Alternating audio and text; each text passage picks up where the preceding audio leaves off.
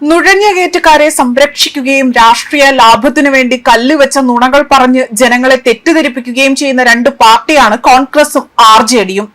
ഇരു പാർട്ടികളെയും ശക്തമായ ഭാഷയിൽ വിമർശിച്ചുകൊണ്ട് അല്ലെങ്കിൽ വിമർശനം അഴിച്ചുവിട്ടുകൊണ്ട് പ്രധാനമന്ത്രി നരേന്ദ്രമോദി രംഗത്ത്. ഇന്ന് ബീഹാറിൽ ഒന്നാം ഘട്ട തിരഞ്ഞെടുപ്പ് നടക്കുന്ന വേളയിലാണ് അതിരൂക്ഷമായ വിമർശനം അദ്ദേഹം അഴിച്ചുവിട്ടിരിക്കുന്നത്. ഇരു പാർട്ടികളും നുഴഞ്ഞുകയറ്റക്കാരെ സംരക്ഷിക്കുകയാണ് എന്നും രാഷ്ട്രീയ ലാഭത്തിനു വേണ്ടി ജനങ്ങളെ നുണകൾ കൊണ്ട് തെറ്റിദ്ധരിപ്പിക്കുകയാണ് ചെയ്യുന്നതെന്നും അദ്ദേഹം അവിടെ വ്യക്തമാക്കുകയാണ് ചെയ്തിരിക്കുന്നത്.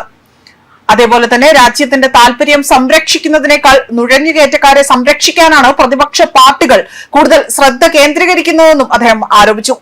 ബീഹാറിനെ ക്രമക്കേടുകളിലേക്കും അഴിമതിയിലേക്കും തള്ളിവിട്ടത് RJD നേതൃത്വം നൽകിയ 1990കളിലെ സർക്കാരുകളാണ് എന്ന് മോദി ഇവിടെ ആരോപണം ഉന്നയിച്ചു. ഒരിക്കൽ നിങ്ങളുടെ മുത്തച്ഛന്മാരും മുത്തശ്ശിമാരും ഒക്കെ തന്നെ നൽകിയ വോട്ടുകൾ ബീഹാറിനെ സാമൂഹിക നീതിയുടെ നാടാക്കി തന്നെ മാറ്റുകയാണ് ഉണ്ടായത്. എന്നാൽ 90കളായപ്പോഴേക്കും RJDയുടെ ആ ഒരു ജിംഗിൾ രാജ് ബീഹാറിനെ ആക്രമിച്ചു. തോക്കുകൾ, ക്രൂരത, അഴിമതി, ദുർഭരണം ഇവയെല്ലാം തന്നെ ബീഹാറിന്റെ കാലക്കേടായി തന്നെ മാറി. അതുപോലെ തന്നെ നിങ്ങളുടെ മാതാപിതാക്കളുടെ സ്വപ്നങ്ങൾ അത് ചതച്ചരയ്ക്കപ്പെടുകയാണ് ചെയ്തത്. മോദി ഇക്കാര്യങ്ങൾ വ്യക്തമാക്കുകയാണ് ചെയ്തിരിക്കുന്നത്. RJD ആകട്ടെ സംസ്ഥാനം ഭരിച്ച 15 വർഷക്കാലം തന്നെ യാതൊരുവിധ വികസനവും ഉണ്ടായിട്ടില്ല എന്നാണ് അദ്ദേഹം ഇവിടെ എടുത്തു പറഞ്ഞിരിക്കുന്ന കാര്യം. ഭരണം എന്ന പേരിൽ നിങ്ങൾ കൊള്ളയടിക്കുക മാത്രമാണ് ഉണ്ടായത്. 15 കൊല്ലത്തെ ജിംഗിൾ രാജിനിടയിൽ തന്നെ ബീഹാറിൽ എത്ര എക്സ്പ്രസ് വേകൾ നിർമ്മിക്കപ്പെട്ടിട്ടുണ്ട്. അദ്ദേഹം അതിനായി മറുപടി പറഞ്ഞത് 0 എന്നതാണ്.